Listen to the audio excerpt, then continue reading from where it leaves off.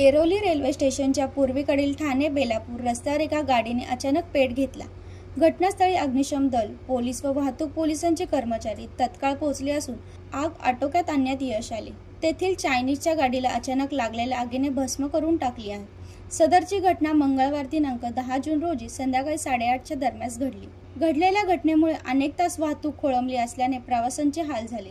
Airoli railway स्टेशनच्या पूर्वेकडील ठाणे बेलापूर रस्त्यावर रात्रीच्या वेळेस बेकायदेशीरपणे अनेक व्यवसाय सुरू आहेत। वडापाव, चायनीज, डोसा, चहा, नाशपान, पावभाजी, छोले भटुरे, अंडा भुर्जी अशा अनेक प्रकारचे खाद्यपदार्थ बनवणारे अनधिकृत व्यवसाय राजरोसपणे सुरू असतात। कित्येकदा तिथे फ्री स्टाईल हाणामारी, शिवीगाळ, वाहतूक कोंडीवरून वाद, दारू पिऊन मारामाऱ्या होतात। येथे खाद्यपदार्थांचा धंदा अगदी जोरात आहे।